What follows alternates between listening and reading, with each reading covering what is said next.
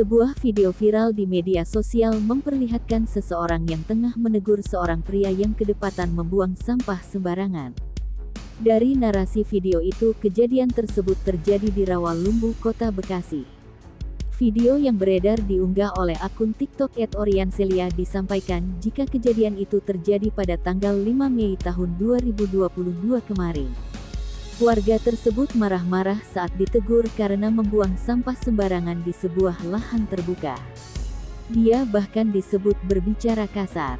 Menanggapi video yang beredar tersebut, Kepala Dinas Lingkungan Hidup Kota Bekasi, Yayan Yuliana menyampaikan apresiasinya kepada warga tersebut termasuk perekam video yang mengingatkan agar tidak membuang sampah secara sembarangan.